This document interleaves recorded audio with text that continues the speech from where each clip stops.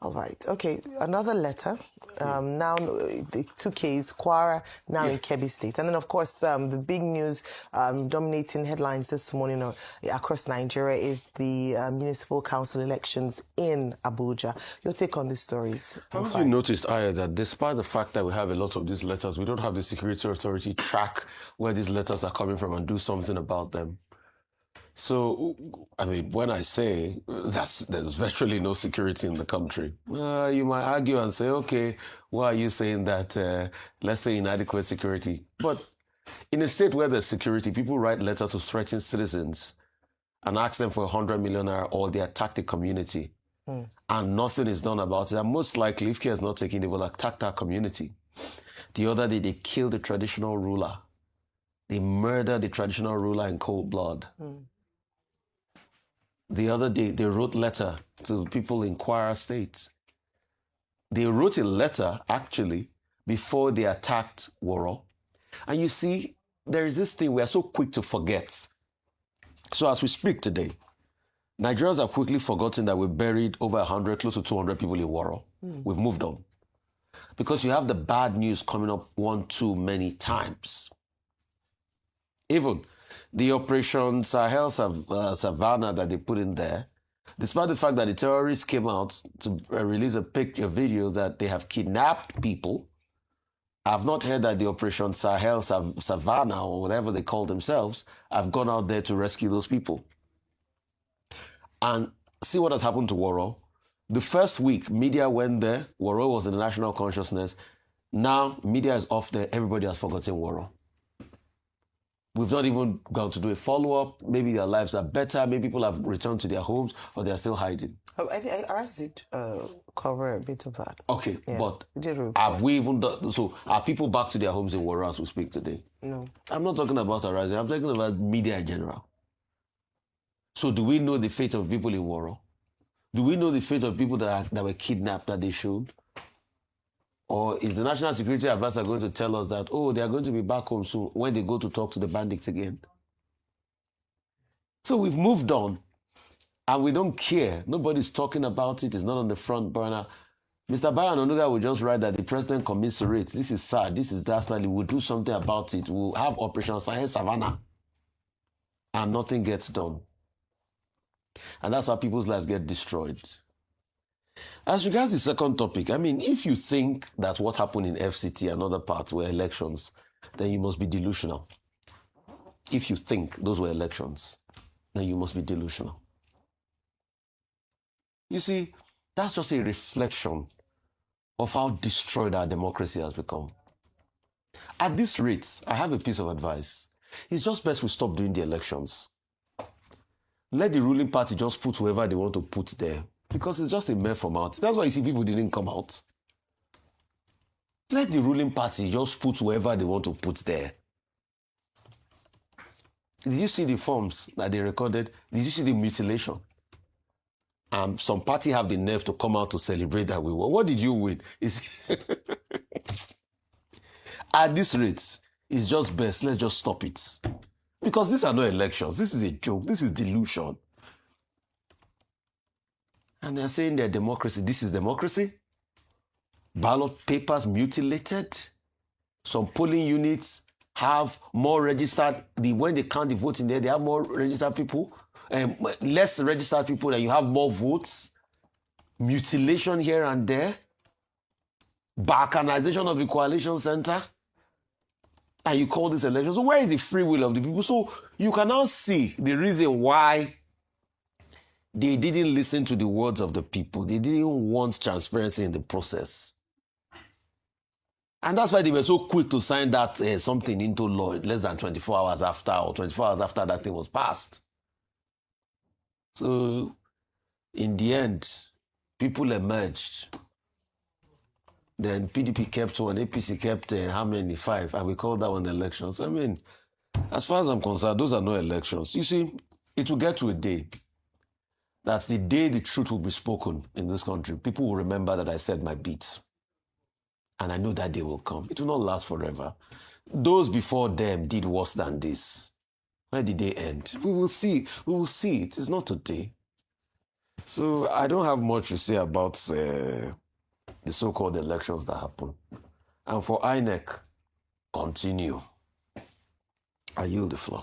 All right, Dr. Bati, your take on the stories this morning. Okay, very quickly. The big event over the weekend, February 21, Saturday, definitely was the elections in the 6 municipal area councils in Abuja, the by-elections in 2 local councils in Kano State, and then also the elections in Rivers, all giving APC the dominant position, winning 5 out of the 6 area councils in Abuja. It seems to me that we had said previously that this will be a litmus test for the Electoral Act 2026. Those elections taking place, the first set, under the framework of the Electoral Act 2026. And we may well say that all these by-elections and off-cycle elections that will come will be like, test cases for what will happen in 2027. What have we seen in the elections that just ended? Is the critical point about voter turnout. What is democracy if the voters don't come out to vote? It is called participatory democracy. It is called democracy of the people, for the people, and by the people. Now, in Abuja, to be specific, to use that example, most of the people did not turn out. I saw a post by Frank Tietie, who is, part of our team, in which he showed that in Asokoro, he went to about 6 polling stations at about 9:30 a.m. on voting day. The INEC officials were there, but no voter. Some other persons have reported that by 1 p.m., they went round. In some polling stations, they didn't see anybody. Voter apathy undermines the participatory content of popular democracy. So how do you explain it? Considering the fact that Yaga Africa had done a report in which it has said, there will be voter turnout, in the northern part of the country, there will be a lower enthusiasm in the southern part of the country. Now we have had these elections immediately after Electoral Act 2026, and the people refuse to come out. You may say, in the case of Asokoro, reported by Frank Tietie, that, the elites, they actually don't go out to vote. Maybe some of them have already run away to London, to US, monitoring situation from home. That's from abroad. That's the pattern we have seen. But what of the other parts of Abuja where people did not come out? So I think the lesson here is that the voter mobilization unit of INEC still has to do a lot more to mobilize the people. The political parties also need to do a lot more to mobilize the people.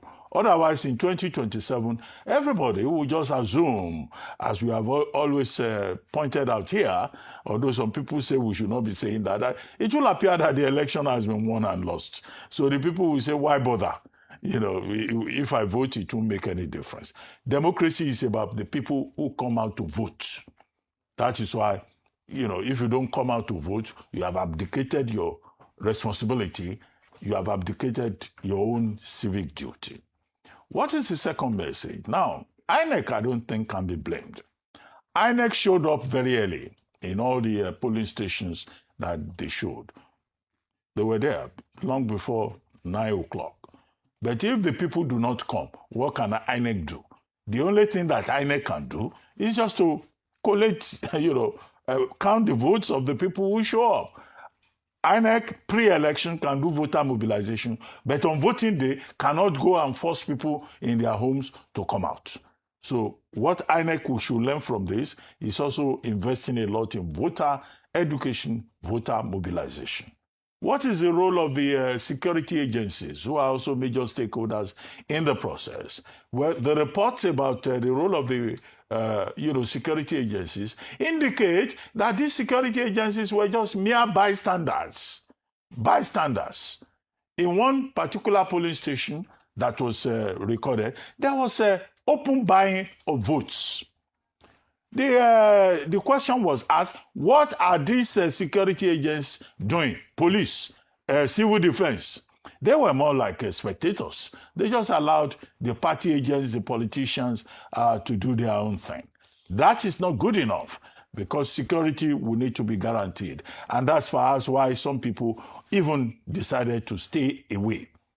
Number 4, of course, is that I haven't heard much about this electronic transmission. Maybe in the days to come, there will be commentary about that. But it looks like in Abuja, the vote has been won and lost. In Kano, APC won in the 2 by-elections, APC. So, which will indicate that Governor Abba Yusuf, on the surface of it, has shown that he too can deliver the APC in Kano State. But there is a caveat to the Kano situation, and that is the Kwankwansia movement, saying that the 2 candidates that won, they were actually the nominees of the leader of the NNPP, that's Dr. Rabiu Musa Kwankwanso, who were given the positions by Kwankwanso because he wanted to compensate their fathers. But as it happened, those 2 candidates who won in Kano Municipal and another local council decided to join the APC along with the governor. But generally, we have also seen, in terms of future photo, that there will be a lot of litigations in 2027. Already, the People's Democratic Party jubilating that, this is evidence of the resurgence of the PDP. It's also saying that it won not just in Gwagwalada, it won in Kuje and also 2 local councils. And Dr. Paul, I think that's his name, Amos Paul, who is a candidate for the Abuja Municipal Council, says he's going to go to court. So there will be a lot of litigation. If anyone thought that Electoral Act 2026 will simplify and reduce rigging, reduce the influence of money and all of that, well, that would be too much to hope for. And we just hope that all the stakeholders, including the ADC, that put up shows in Abuja and got nothing, will learn from this, and all the parties will re-strategize. What that will imply in the future is something we cannot say. However, the president has been congratulated, whether it is Wike himself congratulating the president, or Governor Dapo Abiodun and other stakeholders saying, or Chairman Yitwada of the APC, saying that this is evidence, or Lagos State APC, who were even more hyperbolic, to say that this shows that, the APC is doing well at the grassroots level, and this is a referendum, Lagos State APC says, on the performance, the good works of President Bola Ahmed Tinubu. I don't think that this is a time for triumphalism. It is a time for review, for introspection, for us to see how this Electoral Act 2026 is going to work out. Now, as for insecurity, this is a problem. The only thing to just say is that there's still a lot more to be done. And what the government says, what the military, the armed forces assure us, is that they are working on it. No individual in Nigeria deserves subjection to any form of indignity. The fact that we still have stories about persons being abducted, terrorists sending notice. The other day, they sent notice to 3 communities in Kwara State and said they were going to come. Now, and they even said that whatever anybody attempted, they will come at their own appointed time. And people were leaving those communities in Kwara State. Now, the point is, these terrorists, they've succeeded in creating a climate of fear and panic in the country, which is not something that anybody should be celebrating. It means that the work of the security agencies continue. What the government has done is to seek collaboration with the United States, with Turkey, and the deployment of, they call it Tucano, even if the experts say Tucano jets are not necessarily the best type of aircraft, and that they are even outdated, that you can deploy. But we'll see what happens. after the various elections. But it is a tale foretold. In 2027, the APC may still well be triumphant in the light of indications that we're seeing. But it's a challenge to the political parties to be better organized, and for INEC to learn whatever lessons it can learn from this process and scale up in terms of voter education and voter mobilization. Okay, so this election, the Abuja elections, was a test in many ways, a test of INEC's preparedness ahead of 2027. In fact, some people describe this particular election as one of the key defining elections to tell us or to gauge the preparedness of INEC ahead of 2027, having now by only less than a year to go to the big elections in 2027. It was a test of the Electoral Act of 2026. Yes, there were conversations around how prepared INEC and all parties involved would be able to leverage the act based on the fact that it's only been out a few days before the election, so that might be difficult, but to see how that would work out. Also an opportunity to test APC's dominance. They've been talking about the fact that they are the popular party, they are dominating the politics in Nigeria's election, and so this was a fine moment for them to demonstrate that, particularly because Abuja was a sore point for them in the last elections. Recall that during the presidential elections, they were not able to get the popular vote in Abuja. It was also an opportunity to test the opposition strengths. We've been talking about how opposition is dead in Nigeria, practically dead in the political space in Nigeria, and APC seems to be the only party on board. And we saw this play out in the elections where PDP won only one out of the 5 areas in Abuja and none in Kano and River State. So looking at the state of the opposition party and what that signals for democracy in Nigeria currently, it was, of course, also a test of Wike's influence. Whether you like it or not, that was a big part of the elections over the weekend, such that even in the president's statement, he acknowledged, singled him out for acknowledgement, even though his acknowledgement was that based on the work he had done in Abuja, the people came out. But there were other areas, and now we can understand the politics in River State a bit better to see why, a side was picked or why one person was told to defer to the other based on the political influence and, political credits they could bring to the particular party. So in these areas, and in saying that, Wike showed his strength, showed his influence, because APC almost had a sweeping elections with, in some areas, landslide victories. But the big question would be that, was it free? Was it fair? Was it credible? Are we coming to work this morning, or people observing or speaking about how credible the elections were over the weekend? Sadly, no. So I'll go back again to the critical success factors, one of which was INEC. INEC, I have a big question to ask INEC this morning, and it is this: what do we have to do, or what do they need to give Nigerians the elections that we deserve? I say this because time and time again, we keep having excuses despite the huge sum of amounts put in for budget allocation to INEC, despite the many promises that they make that, oh, this one will be different, we're going to be better. In fact, the last election, in Abuja election, instead of deploying, they're working with EFCC to go around town so they can apprehend quickly all those involved in vote buying. Yet, we come back at the end of an election cycle, election process, and there are complaints. Yes, there are things that worked, and I will be fair to give them that, but the complaints and the disgruntledness surpasses the praises. Now, let me break it down where INEC failed in the last elections. They released a statement to praise themselves, countering what people were saying around low voter turnout, saying that, oh, the voter turnout in this election was even better than the 2022 election, the same type of election. But my goodness, if you're comparing 9% in that election to 15%, I mean, if you got 15% in an exam, is that pass or fail? That's nothing to boast about. That's nothing to celebrate. It means that the work of voter sensitization, awareness has failed. And so we need to question again why and how much money was spent, and if it is justified, if INEC cannot prosecute an election without these kinds of complaints. One of the reasons for low voter turnout is that the polling units of some registered voters were reassigned or reallocated very close to the time of election. Why was that the case?